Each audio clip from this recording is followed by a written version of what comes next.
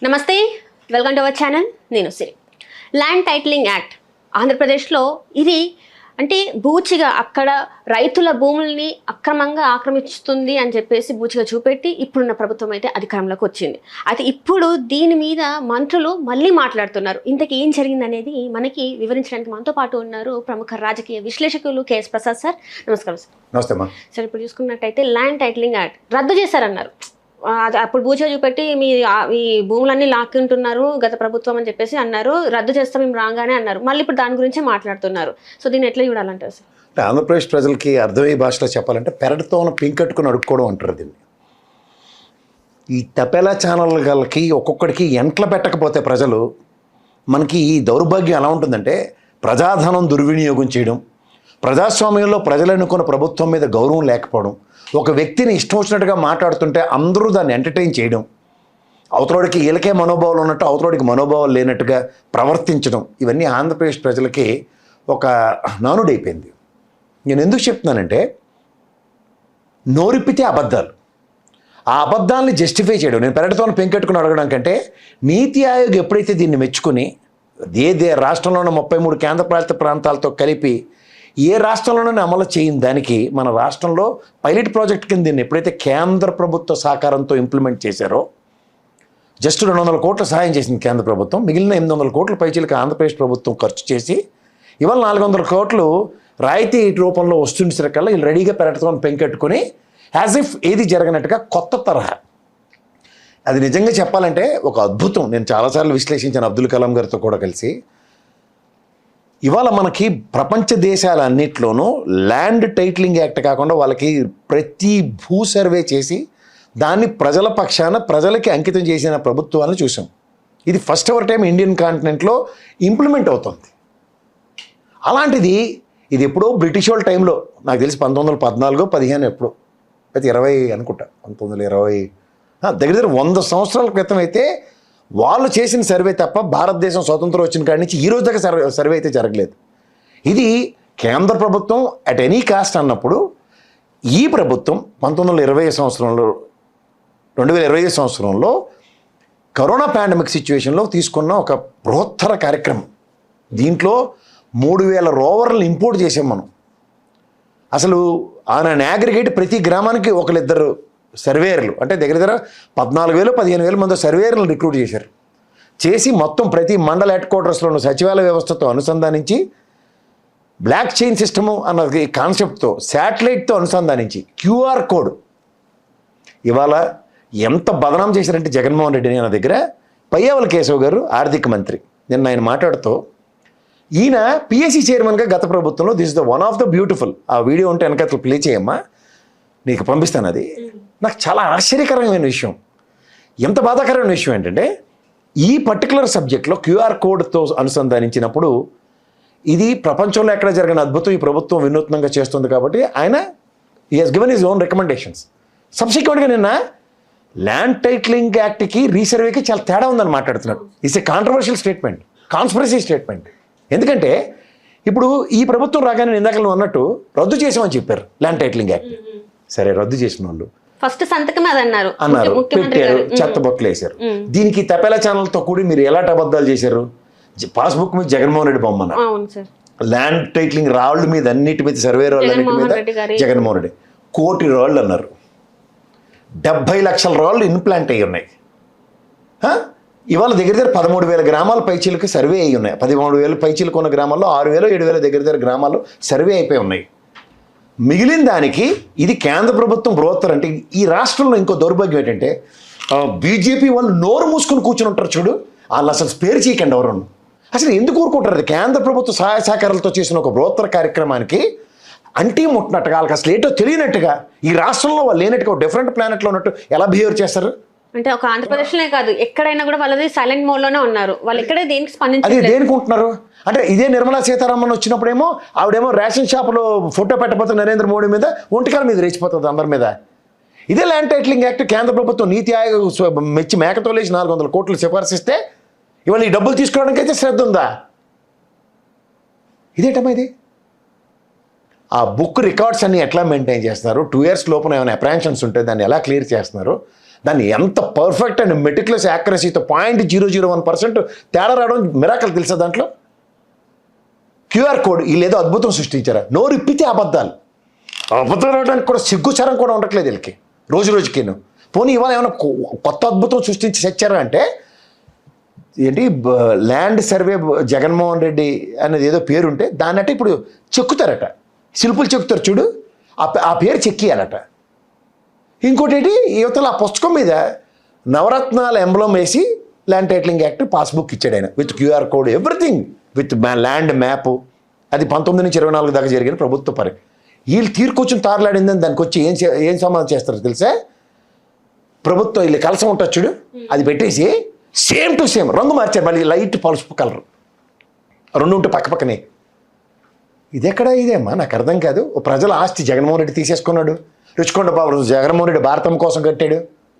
ఇలా ప్రజల్ని ఇంజెక్ట్ చేసి ఇల్లిటరేట్స్ అని చెప్పి ప్రజల్లోకి అనవసరమైన నెగిటివ్ వార్తలను పెనట్రేట్ చేసి వీళ్ళు సర్వే అయిపోయి ప్రభుత్వం వచ్చి ఏమీ చేతకాక ఏం చేయాలో తెలియక అంటే ఫారెన్ ట్రిప్పులు పోతున్నారు. ఇది అసలు నాకు అర్థం కాని విషయం. ఈ ల్యాండ్ టైటిలింగ్ నేను అనగానే సత్యప్రసాద్ మాట్లాడుతున్నాడు, ఆయన రెవెన్యూ శాఖ మంత్రి. సార్ మీరు మాట్లాడిన దాంట్లో మీకేనా అర్థమైంది అసలు? పోనండి ఏ మాటకి ఆ మాట మీకు అర్థమైందో లేదో నాకు తెలియదు, కానీ పచ్చి నిజమైతే చెప్పారు. ఎంత చక్కగా చెప్పారంటే కోటి రాళ్ళు. నేను ఒక లెక్క ఉండేది, కేంద్ర ప్రభుత్వం 200 కోట్లు ఇస్తే దాంతోనే చేశారు కదా, 1000 కోట్లు ఖర్చు అయింది మనకి ఈ ప్రాజెక్ట్. కానీ నేను విశ్లేషణలో ఒక అడుగు వెనకపడ్డాను. కానీ నీకు ఇచ్చిన అథెంటికేటివ్ ఇన్ఫర్మేషన్ అనగానే సత్యప్రసాద్ ధర్మం అని, ఎస్ రాష్ట్ర ఖజానా నుంచి 1000 కోట్లు ఖర్చు అయింది దానికి. ఎందుకు 1,00,000 కోట్ల సర్వేరాళ్ళు పాతడానికి ఈ లెబోరియస్ ఎక్సర్సైజ్ అంతటికి తమాషా ఏంది ఇది? ఆయనే చెప్తుండే పక్కన కోటి రాళ్ళు ఉన్నాయి, గుడులు కట్టండి ఇవి కట్టండి వాటి దగ్గర పెట్టాం స్కూళ్ళ దగ్గర వాటికి.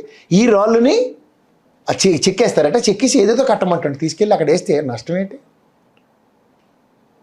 అద్దురే అరే బాబు ఇది జగన్మోహన్ రెడ్డి పేరు మాకు నచ్చట్లే, ఎవడు అద్దుల్లో వాళ్ళు రంగులు మార్చుకున్నాను అడిగి అమ్మను, ఆ రాడి మీద ఇంకోటి బొమ్మ ఉంటే అడిగి నచ్చదు కదా. ఉదాహరణకు చెప్తున్నాను, ఆ పని చేయకుండా ప్రభుత్వ ఖజానా నుంచి డబ్బులు ఎందుకు ఖర్చు పెడుతున్నారు? ఇప్పుడు ఏదైతే ప్రభుత్వం ఖజానా నుంచి డబ్బులు ఖర్చు చేశారు, గత ప్రభుత్వ హయాంలో ఖర్చు చేశారో దాని మీద ఇంతవరకు ఒక శ్వేతపత్రం రిలీజ్ చేయమంటే ఎందుకు రిలీజ్ చేస్తలేదా అసెంబ్లీలో? ఎందుకు చేస్తారు? వీళ్ళు డొలతనం బయటపడుతుంది కదా. Land titling act is in action in progress అన్నది తెలుస్తుంది కదా. ఇది మనకు అబద్ధం చెప్పారు కదా, రద్దు చేసేసాం అని పడిసాం శిష్యం అని మాట్లాడారు కదా. ఎక్కడ రద్దు చేశారు అసలు? మీరు రద్దు చేయడం కదా, అది కేంద్ర ప్రభుత్వం కదా. ఇక్కడ సాధ్యం అవ్వదు. వీటితో కానీ కాదు, వీళ్ళు ఎవరితోనూ కాదు, అబద్ధాలు చెప్పడానికి వీళ్ళు ఉన్నారు. నిన్న జగన్మోహన్ రెడ్డి ప్రెస్ మీట్ మొహం ఇడిచేసాడు, ఎడబెట్టుకుంటారు కొనుక్కో మొహాలు తడుకుంటారు. కోటి రాళ్ళు అంటే 70 లక్షలు 30 లక్షలు అన్న రెవెన్యూ శాఖ మంత్రి. అరే నేను గతంలో ఒప్పుకున్నాను కదా అని ఫైనాన్స్ మినిస్టర్ కూడా ఏం మాడుతున్నాడు ఆయనకు అర్థం లేకుండా. ల్యాండ్ టైటిలింగ్ యాక్ట్ వేరు, రీసర్వే వేరేట. ఏంది రీసర్వే? దేనికి చేస్తారు రీసర్వే? పడిందే పాడరా పాసిపల్ దర్శనం మొదటి రోజు నుంచి పని మొదలెట్టుకుని వెళ్తావా? సగం పైసలకు పని దగ్గర అంటే పని చేయడం చేత కాదు, ఒకటి పని చేసిన దాన్ని అక్నాలెడ్జ్ చేయడం రాదు. ఇది మీ దౌర్భాగ్యం. లోకేష్ గారు కూడా దావోస్లో మాట్లాడారు కదా సార్. మరి ఇది ఇద్దరికి దీని గురించి కూడా మాట్లాడే ల్యాండ్ టైటిలింగ్ యాక్ట్ కోసం అదేదో పనికి మాలని మాట్లాడవని అవన్నీ టైం వేస్ట్. చిన్నపిల్లలు ఎంటర్టైన్ చేయకమ్మా, పక్కెళ్ళి ఆడుకోమని చెప్పాలి వాళ్ళని. సార్ మంత్రి కదా సార్, మంత్రి గారు వ్యతిరేనమ్మకి మంత్రినమ్మ కూడా సామెత ఉంటుంది, అంతకన్నా ఇంకేం లేదు. అసలు నాకు అర్థం కావట్లే. 25,000 కోట్లు ఖర్చు పెట్టి 25 కోట్లు ఖర్చు పెట్టి దావోస్ వెళ్ళి ఇటు చిన్నపిల్లలు చాడీలు చెప్పుకున్నట్టు ఆ జగన్మోహన్ రెడ్డి మీద పడేయడానికి దావోస్ వెళ్తారా? ప్రతిసారి కూడా దావోస్లో ప్రతిసారి ఇన్ని లక్షల కోట్ల పెట్టుబడులు తీసుకొచ్చామని అని అంటున్నారు. ఏది నేను చెప్పాడు ఇంగ్లీష్ ఇంటర్వ్యూలో విన్నావా? నేషనల్ మీడియాకి ఒక ఇంటర్వ్యూ ఇచ్చి చంద్రబాబు గారు 23 లక్షల కోట్ల పెట్టుబడులు తీసుకొచ్చి 23 లక్షల ఉద్యోగాలు ఇచ్చావు, 23 కోట్ల ఉద్యోగాలు ఇచ్చావు అన్నాడు. వాట్ అన్నాడు ఆయన. నేషనల్ మీడియాలో అడిగితే వాట్ అనగానే 20 lakhs crores అంట. ఏంటి ఎంప్లాయ్మెంట్ 20 lakhs crores? ఏం మాడుతున్నారు? ఇప్పటికే అబద్ధాలతో చెవులు పుల్లెడిపోయి ఉన్నాయి. ఏది 4 లక్షల ఉద్యోగాలు ఇచ్చాం, 20 లక్షల ఉద్యోగాలు ఇచ్చాం అన్నదానికి వీటికి ఇంకా కొత్త ఫ్లేవర్ 23 లక్షల కోట్ల ఉద్యోగాలు, దాన్ని 20 లక్షలు అది కూడా ఇస్తారు వెనకాతల. నువ్వు రిప్పితే అబద్ధాలు. సార్ అక్కడ అసలు ఉపాధి అవకాశాలు లేవని వలసలు వెళ్తున్నారు, ఇంతవరకు ఎట్లాంటి పెట్టుబడులు అక్కడ పెట్టలేదు, ఒక సంస్థ రాలేదని చెప్పేసి ఇక్కడ గగ్గోలు పెడుతుంటే అన్ని లక్షల కోట్లు ఎట్లా వచ్చినాయి సార్? వస్తాయి. చిన్నప్పుడు నానమ్మ కాకమ్మ కబుర్లు ఉంటాయి చూడు, కలబులు కబుర్లు అని చెప్పి మనకు పప్పానం తినిపించినట్టు పెరుగానం తినిపించినట్టు కథలు చెప్పేస్తారు ఏ రోజు కారోజు. దానికి తోడు ఈ దైద్యులు ఉన్నారు కదా తపేలా ఛానల్ వాళ్ళు, బాధపడి చచ్చిపోతుండ్రు. ఇప్పుడు ఆయన జగన్మోహన్ రెడ్డి ఎప్పుడో సంవత్సరంన్నర తర్వాత 2 సంవత్సరాల తర్వాత పాదయాత్ర చేయడం అన్నది టాప్ ప్రయారిటీ న్యూస్ అడిగి పరిగమల చెత్తనాయలకి. అండ్ ఇంకా ఇప్పటికి కూడా చూసుకున్నట్టయితే దావాస్కి వెళ్ళిన లాస్ట్ టైం వెళ్ళారు కదా, అక్కడ చంద్రబాబు నాయుడు గారు స్వెటర్ వేసుకోలేదు, చలికి వణికారు, ఇదే మాట్లాడుతున్నారు. కానీ అరే పెట్టుబడులు ఏం తీసుకొస్తున్నారు? అసలు వార్త ఏంటి? పెట్టుబడులు తేలాక ఉనికిపోయి వచ్చాడు. 25 కోట్లు ఖర్చు పెట్టాను, దమ్మిడికి ఉపయోగం లేని ఈ ట్రిప్పులని దేనికి అన్నది ప్రశ్న. 15 ట్రిప్పులు వెళ్ళి వచ్చాడు ఆయన ఇప్పటికి. ఏం తీసుకొచ్చారు కనుక్కోసారి చెప్పొద్దండి. 15 ట్రిప్పులు వెళ్ళారని మాట్లాడొద్దు అని చెప్పేసి అంటున్నారు. నేను ఇంకేంటి రాయొద్దు, ఇంకే అన్ని తెచ్చిచ్చారంటే నమ్మేస్తాం. వెళ్ళారు 15 సార్లు అంటే అలా మాట్లాడకూడదంటే ఓకే సార్ అనేయాలి.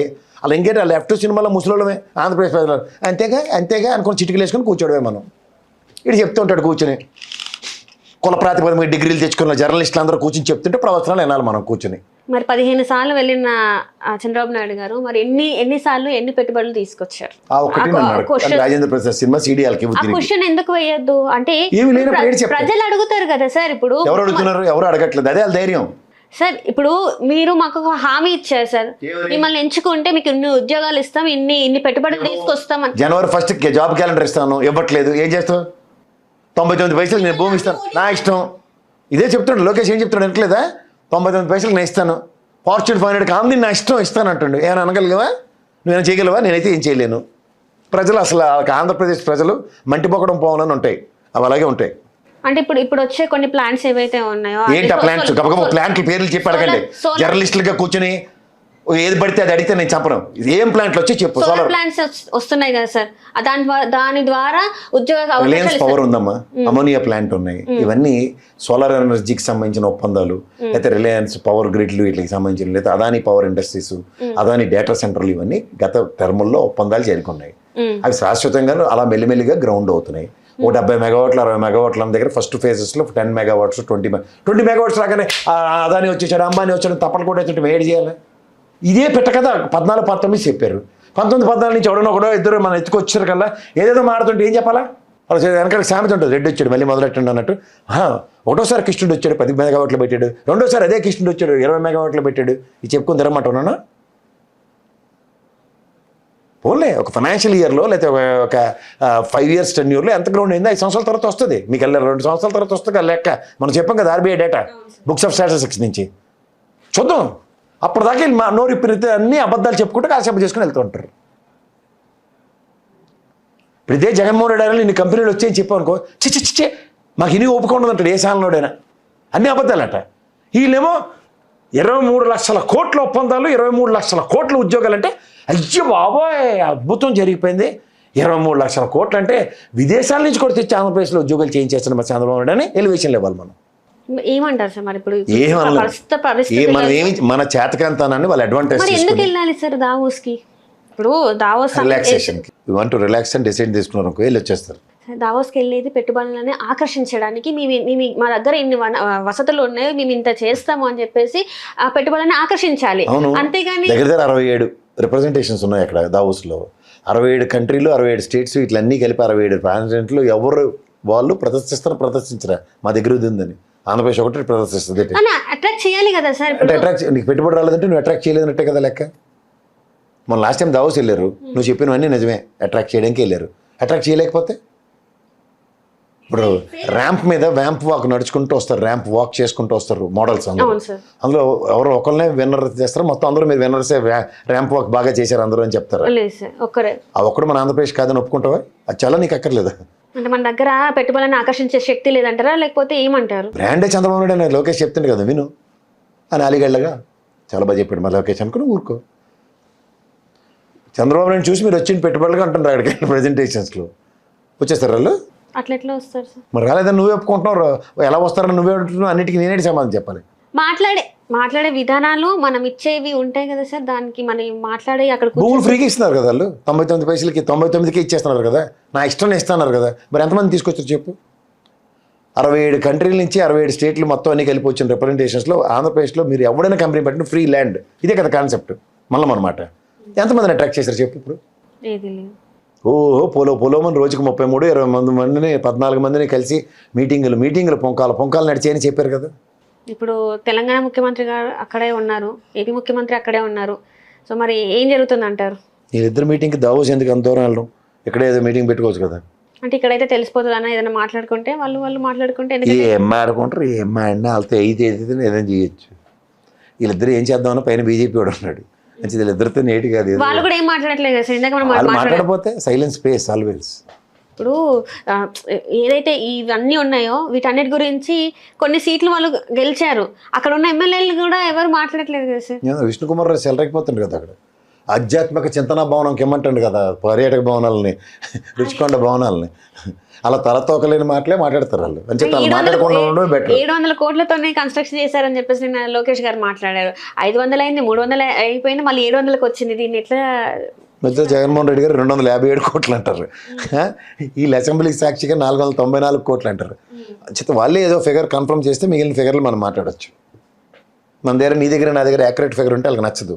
చేత రోజుకి ఒక మాట చెప్తారు. ఎందుకంటే మనకి యనమల రామకృష్ణ గారు 14 లక్షల కోట్లు అంటే నమ్మాలి, పయ్యావుల కేశవ్ గారు ఆయన బడ్జెట్ ఫిగర్ 6,67,000 కోట్లే అప్పయిందంటే నమ్మాలి, చంద్రబాబు నాయుడు గారు 9 లక్షల డిస్కౌంట్ ఇచ్చి 9,77,000 కోట్లే అప్పయిందంటే నమ్మాలి, గవర్నర్ని చిన్నపిల్లలని చేసి ఆయనతో అబద్ధాలు చెప్పించి ఆడ చెప్పిన మాట కూడా మనం నమ్మాలి.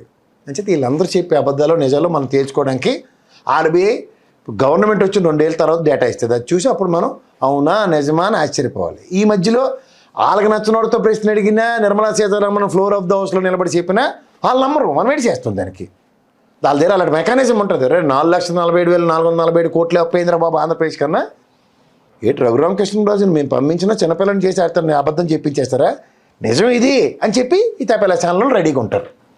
ఇలా గుట్ట పేరుకి చీరినట్టు చెవులు చీరిసిన లేఖలకి అరే ఎవడైనా జర్నలిస్ట్ అంటే అరే ఇది నిజం, ఇది బడ్జెట్ ఫిగరు లేదా ఆర్బీఐ డేటా లేదా బుక్స్ ఆఫ్ స్టాటిస్టిక్స్ నుంచి తెచ్చామని చెప్తే మనం నమ్ముతాం.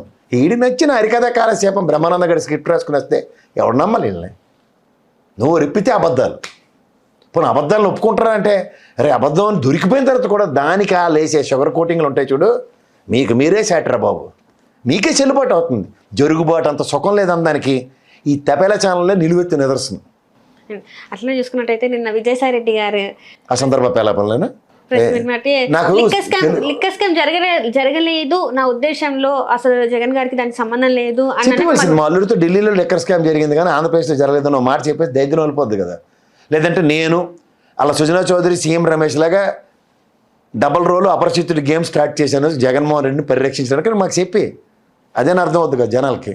అంటే జగన్మోహన్ రెడ్డిని రక్షించడానికి ఇప్పుడు ఇట్లాంటి పక్క తోటకూర ఇంకా జగన్మోహన్ రెడ్డిని ఎవరు రక్షించక్కర్లేదు, ఆయన నన్ను రక్షించుకునే క్యాలిబరు కెపాసిటీ ఉంది. ఇలాంటి జుజుబిగాలను ఎవరు ఎంటర్టైన్ చేయడు ఆయన. నిన్న మీరు ప్రెస్ మీట్ చూసారు, నేను చూశాను.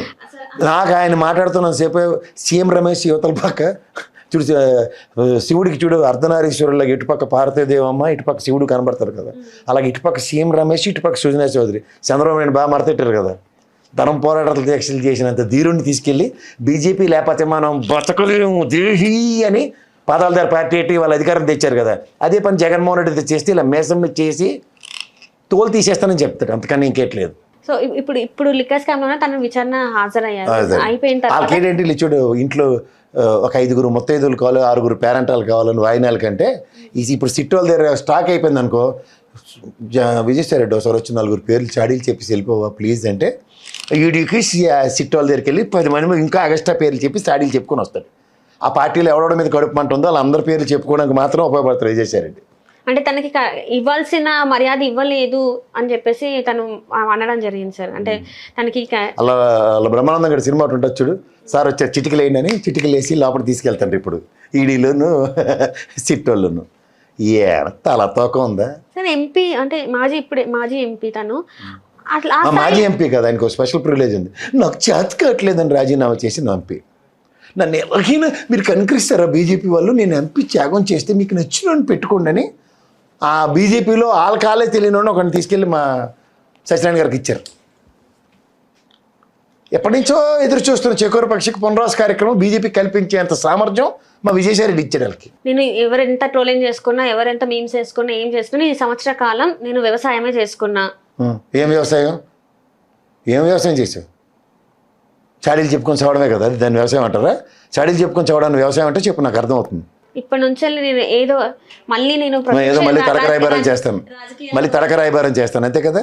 సీఎం రమేష్ సుజనా చౌదరి లాగా నేను తడక రాయబారం చేసి వైఎస్ఆర్సీపీ పార్టీని బీజేపీ పాదాల చెంతను చేర్చడానికి నా ప్రయత్నం మొదలైందనే ఇండైరెక్ట్ ఇండికేషన్ ఇస్తున్నావా? అటుపక్క చంద్రబాబు నాయుడు అవ్వచ్చు, సుజనా చౌదరికి సీఎం రమేష్కి ఈల్డ్ అవ్వడానికి, ఇటుపక్క జగన్మోహన్ రెడ్డి. నీతో కాదు ప్రయత్నించి ఇంకోసారి అవాస్ ఫాలో అవ్వకు. సరైన విలువ ఇవ్వలేదు కాబట్టి నన్ను పొమ్మన లెక్క పోగబెట్టారు కాబట్టి నేను బయటికి వచ్చేసిన. అంటే అంత విలువ తక్కువ పనులు ఏం చేసావు? విలువ ఎప్పుడు పోతుంది? విలువ తక్కువ పనులు చేయబట్టే కదా. అదెందుకు మాట్లాడు? అంటే విలువ తక్కువ పనులు అంటే ఏంటంటే వెనకడికి ఏదో సామెత ఉంటుంది, పిలిచి పిల్లనిస్తే ఏదో తక్కువ అన్నట్టు. అలాగుంది ఇక్కడ. వైజాగ్ వెళ్ళావు, ఇన్ఛార్జి కింద ఇచ్చారు, పూర్తిగా ఎగ్గేటి మంటెట్టితేనే కదా ఈడ్చుకొచ్చి ఇవతలతో ఇక్కడ తగలడని చెప్పారు. అప్పుడేం తీసేశారా? సుబ్బారెడ్డి తీసుకెళ్ళి ఎక్కడ కూర్చోబెట్టి సుబ్బారెడ్డి పని నీకు ఇచ్చారు. ఇక్కడేం చేసావు? Sir second place Vijayasai Reddy గారు. ముందే అస్త్ర సన్యాసం చేసినవాడు నవ్వడం చూసావు రాజకీయాల్లో. అస్త్ర సన్యాసం చేసినవాడు అర్జునుడికి ఏదో గీతోపదేశంతోనో దేంతోనో మళ్ళీ బాణం పెట్టేలా చేశాడు. ముందే అస్త్ర సన్యాసం చేసి గీతోపదేశం జరిగిన తర్వాత కూడా అస్త్ర సన్యాసంకి కన్ఫైన్ అయిన పేరు ఏంటంటే విజయసాయి రెడ్డి. నేను 14,000-15,000తో ఓడిపోతాను, గెలిస్తే మిరాక్లే. అది first conclusion remarks on is election, on going election మీద. అంటే 14,000-15,000 ఉన్న దగ్గర నువ్వు పెద్ద స్ట్రైక్ మాస్టర్వి, నెంబర్ 2 తోటకూర నీ పొగడి కబుర్లు చెప్పినప్పుడు 14,000-15,000 ఓట్లు రిట్రీవ్ చేసుకోవడానికి ఒక పార్లమెంట్ సెగ్మెంట్లో నీకు శాత కాలేదంటే దీనికి నీ ససవ రాజకీయం. ఎవరినో గురించి నాకు రాజకీయం నువ్వు చాడీలు చెప్పుకోవడం కా. విజయసాయిరెడ్డి మీద అనే నెపం పెట్టి సజ్జల రామకృష్ణారెడ్డిని వీళ్ళందరి మీద పడి ఆడవడానిక. ఎవరిచ్చిన పని వాళ్ళు చేశారు. నేను ఈ రోజు దాకా నువ్వు జాగ్రత్తగా గమనించు. సుబ్బారెడ్డికి అప్పచెప్పిన నియోజకవర్గాలు కానీ, సజ్జల రామకృష్ణారెడ్డికి అప్పచెప్పిన నియోజకవర్గాలు కానీ ఎక్కడి నుంచైనా ఇలాంటి వాయిస్ ఏమైనా ఉన్నాయా? ఎవరన్నా ఒక ఎమ్మెల్యే విజయసాయిరెడ్డి వెళ్ళిపోయిన తర్వాత నాకు వచ్చిన సుబ్బారెడ్డి వల్ల నేను వైజాగ్లో ఓడిపోయిన నవ్వడం స్టేట్మెంట్ ఇచ్చాడా? అసలు ఇంతవరకు ఎవరు ఎట్లాంటిది మాట్లాడలేదు. అలాగే సజ్జల రామకృష్ణారెడ్డి నియోజకవర్గంలో ఓటమికి పార్టీ బాధ్యత, నా బాధ్యత, సజ్జల రామకృష్ణారెడ్డి ఓడిపోయాని ఆ టెరిటరీలో ఉన్నాడు ఎవడన్నా స్టేట్మెంట్ ఇచ్చాడా? అడగొచ్చు నువ్వు విజయసాయిరెడ్డి పేరు కూడా ఎవడని చెప్పాడా అని. నేను అది కూడా చెప్పట్లే. అంటే ఎమ్మెల్యేలకే తెలుసు ఎలా ఓడిపోయారు, ఆ రిషిగడ వల్ల, ఆ తెల్లవారుజాము 4 గంటలకు పేపర్లు చదివి వాడి షాడీల వల్ల అని. నీకెందుకు తెలియట్లే నీ వయసుకి? జగన్మోహన్ రెడ్డి గారు నెంబర్ 2 స్థానంలో ఉన్న అపార మేధావి కదా. ఇట్లా కూడా అనుకోవచ్చు కదా సార్. ఇప్పుడు జగన్మోహన్ రెడ్డి గారు చేసిన ఏవైతే పనులు ఉన్నాయో అవన్నీ కరెక్ట్ గా చూపించుకోలేదు ప్రజలకి అని చెప్పేసి అనుకోవచ్చు కదా సార్. ఇప్పుడు ప్రతి ఆయన ఏమైనా పవన్ కళ్యాణ్ అనుకున్నావేటి? 5 కోట్ల దానం ఇచ్చాను, 5 కోట్ల దానం ఇచ్చాను, నాకు ఓట్లు ఏంటి, 5 కోట్ల దానాలు ఇచ్చాను, కౌలు రైతులకి ₹1,00,000 ఇచ్చాను, ₹1,00,000 ఇచ్చిన పబ్లిసిటీ చేసుకునే జగన్మోహన్ రెడ్డి ప్రజల సమస్యలకి పాదయాత్ర త్రూగా ప్రజల సతమతం అవుతున్న ప్రతి సమస్యకి ఆయన 5 సంవత్సరాల టెన్యూర్లో సొల్యూషన్ ఇచ్చి చూపించాడు. కరోనా విపత్కర పరిస్థితుల్లో 2 సంవత్సరాల ప్రజలను కడుపులోనూ గుండెల్లోనూ పెట్టుకుని కాపాడుకున్నాడు. ఏం కనబట్టలేదా? దానికి ఏమైనా ఎగ్జిబిషన్ కావాలా, పబ్లిసిటీ కావాలా? దాని వల్ల ఈ రోజు ఓడిపోయారు కదా. ప్రతిదీ అంటే ఓటమిని నువ్వు దేంతో ముడిపెట్టి మాట్లాడుతున్నావు అమ్మా? గెలిపోవటం పక్కతి. పీటీ ఉషకి త్రుటిలో మహాతల్లికి Olympic silver medal, bronze medal miss అయింది. ఏషియన్ గేమ్స్లో నెక్స్ట్ ఏషియన్ గేమ్స్లో పార్టిసిపేట్ చేయడం మానేసిందా? దేశానికి మెడల్ తేడం మానేసిందా? గెలిపోవటంలో బేరీజ్ చేసుకుని పోరాడు. ఐసీడబ్ల్యూ సీఏ చదివారు కదా మీరు, అన్ని ఫస్ట్ అటెంప్ట్లో పాస్ అయ్యారా? ఫెయిల్యూర్ నుంచి సక్సెస్ ఎలా పోరాడారు? అలాంటి పోరాట స్ఫూర్తి రాజకీయాల్లో ఒకసారి ఓటమితోనే చతికిలు పడిపోతే, ఇదే జగన్మోహన్ రెడ్డి 16 నెలలు జైల్లో పెడితే ఆయన కుంగిపోయాడా? 67 స్థానాలకు పరిమితం చేశారు తన నిజాయితీకి. ఏం చెప్తున్నారు? తండ్రి ఆచ్ఛాదన సింపతి అంటే ఆ సింపతి కార్డు ఏమైనా యూజ్ చేశాడా? ఒక్కసారి ఛాన్స్ ఇవ్వండి అని అడిగారు. అవును, ఒకసారి ఛాన్స్ ఇవ్వకుండా, అసలు ఛాన్సే లేని వ్యక్తికి ఛాన్స్ ఇవ్వమని అడగకుండా అలాగే కానీ అంటాడు ఎవడైనా? ఇంకొకసారి ఛాన్స్ ఇవ్వండి అని పాదయాత్రతో అడగకుండా ఉంటాడు ఆయన. అంటే ఈ 18 నెలలు, ఇప్పుడు ప్రభుత్వం మారిపోయి 18 నెలలు, అంటే ఈ ప్రభుత్వం వచ్చి 18 నెలలు అవుతుంది సార్. ఈ 18 నెలల కాలంలోనే ఇప్పుడు మరి మళ్ళీ వైసీపీ రావాలని చెప్పేసి అక్కడ ప్రజలు కోరుకుంటున్నారా సార్? అట్లా తెలుస్తుందమ్మా. యాంటీ ఇన్కంబెన్సీ అనేది అక్యూములేట్ అవుతూ ఉంటుంది. నేను ఒకటి మాత్రం చెప్పగలను, తెలుగుదేశం లాంటి పార్టీ, తెలుగుదేశం లాంటి ఇవాళ రూలింగ్ గవర్నమెంట్లో ఉన్న వాళ్ళ అంతర్గత సర్వేలో వాళ్ళకు వచ్చిన ఒక స్టాటిస్టిక్స్ 0.5% ఓటు బ్యాంక్ కూడా ఇప్పుడున్న దగ్గర 40% ఓటు బ్యాంక్ ఉన్న వైఎస్ఆర్సీపీది డిస్టర్బ్ కాలేదు. మరి వీళ్ళ సక్సెస్ ఎక్కడ ఉంది? 124 స్థానాలు ఉన్నప్పుడు ఉదాహరణకి వీళ్ళ దగ్గరికి అలా బాలినేని ఇలాంటి వాళ్ళందరూ ఎగేసుకుని పోగేసుకుని పోయారు కదా. పోయిన వాళ్ళ వల్ల సర్టన్ క్యాడరు లేదంటే certain percentage of vote bank disturb అయింది అని కదా వైఎస్ఆర్సీపీ అనుకోవాలి. ఎగ్జాంపుల్ చెప్తున్నా. వాళ్ళ వల్ల కూడా ఎక్కడ ఏ నియోజకవర్గంలో 0.5% ఓటు బ్యాంక్ డ్యామేజ్ జరగలేదు ఎగ్జిస్టింగ్ వైఎస్ఆర్సీపీకి. అంటే వాళ్ళు స్థిరంగా వాళ్ళ 40% అలా సస్టైన్ అవుతూ ఉంది. ఇది దేనికి ఇండికేటర్? అది ఇప్పుడు తెలుగుదేశం కూడా 40% లాంగ్ ట్రాక్ రికార్డ్ కదా. So the ability of a decade party వెసెస్ 4 decades above పార్టీకి కంపారిజన్స్లో ఓటు బ్యాంక్ స్థిరీకరించబడిందా లేదా? This it self is an answer కదా. ఇక మిగిలిన ఆ 20% యాంటీ ఇన్కంబెన్సీ ఓట్ షేరింగే కదా, that is the game plan కదా. ఇప్పటికీ కూడా చూసుకున్నట్టయితే 5 సంవత్సరాల కాలంలో అయిన అప్పుని మనం మాట్లాడుకున్నాం. ఇప్పటికి కూడా ప్రజల్లో దాన్ని గుర్తించలేకపోతున్నారు. ఎందుకంటారు ఇప్పుడు మీ నాన్నగారు నీకు సైకిల్ కొనాలనుకో, ఆయన పిఎఫ్ లోన్ పెట్టో లేదా గ్రాట్యుటీ లోన్ పెట్టో ఏదో కింద మీద పడి, లేదా ఫ్రెండ్ దగ్గర చేయబదులు తీసుకుని నెలలో ఎంత చేస్తాను, లేదా ఎవ్రీ మంత్ ఎంత చిట్టి వేసి ఇస్తాను, ఏదో నీకు సైకిల్ కొనిచ్చాడు అనుకో. మా నాన్న అప్పు చేసి కొన్నాడు, మా నాన్నేమో చిట్టిపాడి కొన్నాడు, మా నాన్నేమో పిఎఫ్ లోన్ పెట్టుకున్నాడు. ఇవేమని నువ్వు ఎప్పుడైనా మాట్లాడతావా? నీ ఆనందం అంతా నీ చిన్న వయసులో నాన్న సైకిల్ కొన్నారని నాన్న హీరో అనుకుంటావు, సైకిల్ దొక్కుతూ ఉంటావు. అలా ప్రజలకు ఒక ముఖ్యమంత్రి తలతాకడ పెట్టి తెచ్చాడో లేకపోతే ఏం చేశాడో అది ఎవరు అడగరు, తెలియదు కూడా వాళ్ళకి ఇవ్వాల్సింది వాళ్ళకి ఇస్తున్నారా లేదా అన్నది. ఇదే మీ నాన్న నువ్వు సైకిల్ కొనమంటే కొనలేదనుకో, నువ్వు ఇమీడియట్గా ఆయన ఎలా చూస్తావు? విలన్ కింద చూస్తావు. ఈసారి జగన్మోహన్ రెడ్డి అదే చేశారు. 3,000 పెన్షన్ పెంచడానికి 250 చొప్పున ఎన్ని తిప్పలు పడ్డాడు. ఇదే మా చంద్రబాబు అయితే 4,000 ఇస్తాడు. ఇదే మా ఆడపిల్ల కనబడితే 1,500 మా రామారెడ్డి చెప్పినట్టు ఇచ్చేస్తారు అని ప్రజలు నమ్మించగలిగారు. అబద్ధాలు నమ్మించడం ఎంతసేపు? ఇప్పుడు నువ్వు ఎగ్జామ్ రాసినప్పుడు నీ క్లాస్ ఫస్ట్ రాగానే క్లాస్ ఫస్ట్ వచ్చింది ఇలా చూపించావు అనుకో ప్రోగ్రెస్ రిపోర్టు, నేను నీకు సైకిల్ కొనేస్తాను అన్నారు అనుకో, అప్పుడు నీకు ఎంత 1 వీక్ టాస్క్. చంద్రబాబు గారిది ఎప్పుడు election 1 year 1 month 2 months last 15 days last 2-3 months గేమ్లోనే ఉంటాడు ఆయన. అదే ఆయన సక్సెస్. ఇప్పుడు చూడు, ఆయన నరాలు పట్టుకుంటాడు డాక్టర్, నాడి పట్టుకొని చెక్ చేసి డాక్టర్ లాగా ల్యాండ్ టైటిలింగ్ యాక్ట్ అనేది ప్రజల్లోకి ఇంజెక్ట్ చేయగలిగాడు. ఎలా? ఇది పెద్ద ప్రమాదం, నువ్వు మొత్తం భూములన్నీ జగన్మోహన్ రెడ్డి ఎత్తేస్తున్నాడని. దానికన్నా వీళ్ళు పెనట్రేట్ చేసింది ఏంటి ప్రజల్లోకి? మొడస ఆపరండి చూడు వాళ్ళది. సచివాలయం తాకటిట్టేశాడు, కలెక్టరేట్ ఆఫీసర్ తాకటిట్టేశాడు అని ఇలాంటివన్నీ ప్రజల్లోకి పెనట్రేట్ చెప్పేసి ఎవరు వెళ్ళి వెరిఫై చేయగలరు? ఎవరు వెళ్ళి చెప్పగలరు? ఇవి ఆల్రెడీ ప్రజల్లోకి ఇంజెక్ట్ చేసినప్పుడు జగన్మోహన్ రెడ్డి అనే వ్యక్తిని కనబడితే అన్నీ అమ్మేస్తాడు, అప్పులు చేసేస్తున్నాడు అన్న జనాల్లోకి ఇంజెక్ట్ చేయగలిగారు. తర్వాత జగన్మోహన్ రెడ్డి అనే వ్యక్తి ఆయన పాపం ఆయన తప్పో రైటో ఆయన ఒప్పుకున్నాడు. ఎలా? ఇప్పుడు సెంటున్నర భూమి ఇచ్చాడమ్మా, 33 లక్షల దగ్గర మందికి జనాలకి ఇచ్చాడు. జగనన్న కాలనీలు ఇప్పుడు మళ్ళీ పునర్గృహప్రవేశం అని 3.5 లక్షల ఇల్లు చంద్రబాబు గారు తప్పలు కొట్టి తాళాలకి అట్టతాళాలు ఇచ్చి ఇల్లు ఓపెనింగ్ అన్నాడు కదా. అప్పుడు వాళ్ళు బెక్క చచ్చిపోయారు. ఇదే నా ఇంటికి గృహప్రవేశం అయిపోయి నేను నా ఇంట్లో ఉంటే ఇటు మళ్ళీ తాళం ఇచ్చి నెలతో మళ్ళీ గృహప్రవేశం అంటాడేటి, నా ఇంటికి తోరణాలు ఎందుకు కట్టాడు? ఇలాంటి ప్రశ్న ఎప్పుడు ఉత్పన్నం అవుతుంది? అప్పుడు వాడికి కంపారిజన్ వచ్చింది, ఏంటి ఇది జగన్మోహన్ రెడ్డి ఇచ్చాడు కదా మళ్ళీ ఇదేటని. ఉదాహరణకి ఆడు 40%లో ఉన్నాడైతే మిగిలిన ఈ 20% ఏదైతే మనం ఇందాక డిస్కస్ చేస్తున్నాడు ఏడు చెప్తాడు, రీడోడర్ బాబు నోరెపితే అబద్ధాలు. నా ఇంట్లోకి వచ్చి ఆడే మళ్ళీ పూలు కాయలు కట్టి నా కొబ్బరికాయ నన్నే కొట్టమని నా ఇంటికి మళ్ళీ ఆడ గృహపం చేశాడు. ఎవరు అలా అమాయకుడే నరేంద్ర మోడీ ఏంటి మళ్ళీ వచ్చి పునర్శంకుస్థాపనలు అలా టైప్లో నాకేటర్ ఇది అనుకుంటారు అనుకోరా? అలానే అనుకుంటారు. ఇది ఎలాబరేట్ చేయగలగాలి వైఎస్ఆర్సీపీ. కానీ వీళ్ళే అంటారు కదా సార్, అసలు మాకు ఎలాంటి ఛానల్స్ లేవు, ఏం లేవు, జగన్మోహన్ రెడ్డికే ఛానల్స్ ఉన్నాయి, జగన్మోహన్ రెడ్డి అన్ని సోషల్ మీడియాలో ఎట్లా పడితే అట్లా మాట్లాడిపిస్తారు అని చెప్పేసి ఒక న్యూస్ అయితే బాగా వినిపిస్తూ ఉంటుంది. మరి నిజంగా జగన్మోహన్ రెడ్డి గారికి న్యూస్లు ఛానల్స్ ఉంటే ఎందుకు మరి ఫెయిల్యూర్ అయ్యారు? జగన్మోహన్ రెడ్డి శ్రీరామచంద్రుడు, నేను ఏకపత్ని యువతుడు, నేను భార్యను పెళ్లి చేసుకున్నాను, ఇగో ఇది నా భార్య భారతమ్మ, ఇగో నేను పెట్టిన బిజినెస్ నా ఆస్తి సాక్షి అని చెప్పుకోగలడు. వీళ్ళు కరెంట్ పాస్ ఆడి ఇది నాదే కానీ నాది కాదని మీరు ఒప్పించగలగాలి. అంతే. ఏకపత్ని యువతుడికి గోపాలకృష్ణ గోఖలేకి చాలా తేడా ఉంటుంది. కృష్ణ భగవానుడు అవతార పురుషుడు, ఆ టైంలో ఆయన చేయవలసిన పని ఆయన చేశాడు. కానీ కృష్ణ భగవానుడు రామావతారం ఉన్నప్పుడు కృష్ణ భగవాన్ లేడు కాబట్టి కృష్ణ భగవాన్ లీల ఎవరికి తెలియలేదు.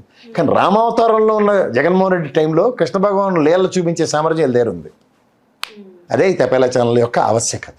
మొత్తానికి ఏమంటారు సార్ మరి ఇప్పుడు ఏం చేయాలి? ఇప్పుడు కాదమ్మా, నేనేం చేయాలి కాదు, ముఖ్యమంత్రి స్థానంలో ఉన్న చంద్రబాబు నాయుడు గారికే తెలియట్లేదు, నాకు డిప్యూటీ సీఎం ఇచ్చారు ఎందుకు ఇచ్చారో నాకే తెలియట్లేదు అని పవన్ కళ్యాణ్కే తెలియట్లే, ఐటీ శాఖ విద్యాశాఖ మంత్రులు ఇక్కడ కేటీఆర్కి ఇచ్చారు కాబట్టి నాకు అదే కావాలని ఆ చిన్నపిల్లలు చూడు ఆ వంకీ సినిమాలో ఆ పెప్సీయే కావాలన్నట్టు అడిగి తీసుకున్న లోకేష్ గారికి అర్థం కావట్లే. నన్ను అడిగితే నేనేది చెప్తానమ్మా. మళ్ళీ ఏమైనా గట్టిగా అంటే దావోస్ బదులు ఇంకో దగ్గర ఏడకపోతారు, పెట్టుబడుల కోసం పెట్టుబడులని ఏటాడుతూనే ఉంటారు. చూడు మనకి చూడు దాన్ని ఏమంటారు, అశ్వమేధ యాగం అలాంటిది, గుర్రం వదిలేవారు, ఎవడని అడిగితే ఆడితో యుద్ధం చేయడానికి వెళ్ళి ఆడికి తోలు తీసేసి ఆ గుర్రాన్ని ఇంకొంచెం ముందు పంపించి చేసిన కథలు మనకు తెలుసు. అది శ్రీరామచంద్రుడు చేశాడు. కానీ ఈ అశ్వమేధ యాగం ఎలాగుంటుందంటే ఈ ఆడ దొరికితే ఎక్కడ, ఇప్పుడు కృష్ణావతారంలో ఏముంటుంది, ఎక్కడో గోపికలు బాగా డ్యాన్స్ చేస్తున్నట్టే కృష్ణుడు అటుకెళ్ళి బదులు ఇటు వెళ్తూ ఉండేవాడు. అలాగే వీళ్ళు ఏంటంటే ఇక్కడ రాష్ట్రంలో పరిపాలించండి ఏదో పని చేయండి అంటే నో, దావూస్ వెళ్ళాలి, అమెరికా వెళ్ళాలి. ఈ మధ్యలో ఆటపాటలు కూడా మాకు రాజరిక వ్యవస్థ కదమ్మా, మాకు మా నాన్నగారు ధర్మం అని నేను మినిస్టర్ అయిపోయాను కాబట్టి నేను యువరాజు పరంగా నాకు ఇప్పుడు క్రీడలు చూడాలని ఉంది అంటే ఆడపిల్లలు క్రికెట్ మ్యాచ్కి వెళ్ళిపోతాం మేము. ఎవరు అక్కడ అనగానే వాళ్ళని ప్రవేశపెట్టగానే నేనే కదా నీకు బాగా కోచింగ్ ఇచ్చానంటే, మహారాజా మీ ఆధ్వర్యంలో నేను క్రికెట్ బాగా ఆడానని చచ్చినట్టు వాళ్ళు బాగా ఆడి వచ్చిన పిల్లలు కూడా పేరు చెప్పాల్సి వస్తుంది.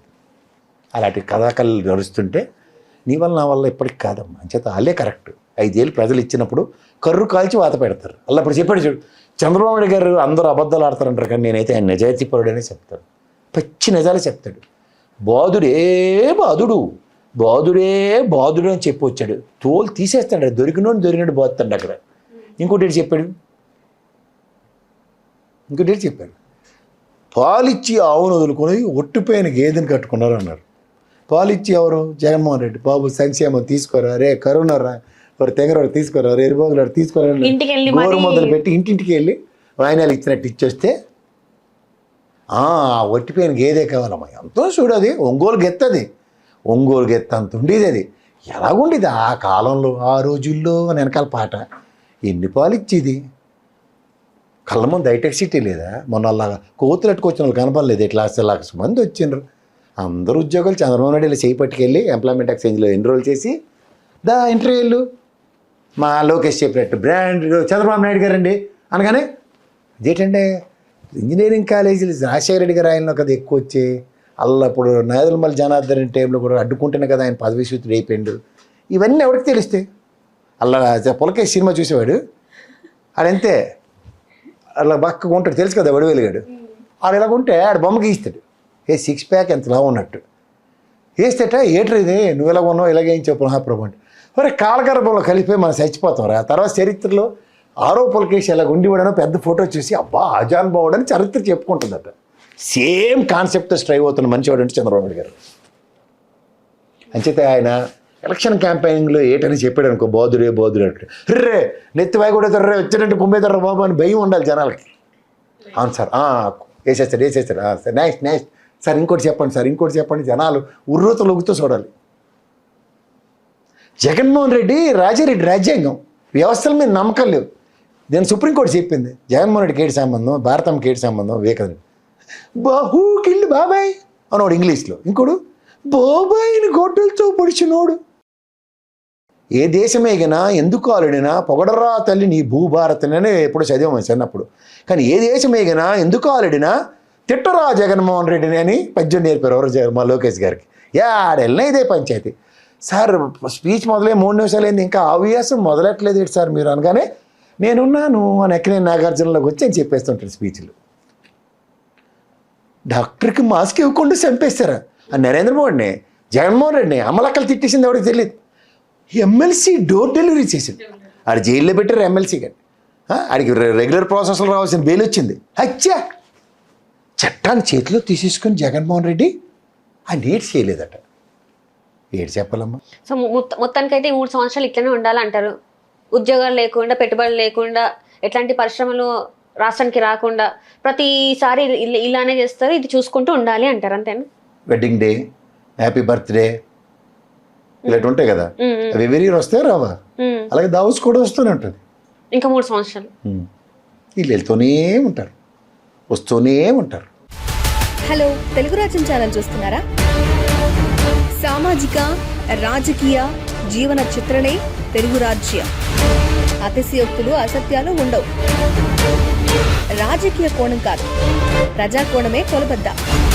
తెలుగు రాజ్యం వీక్షణ మీ ఉత్తమ అభిరుచికి నిదర్శనం.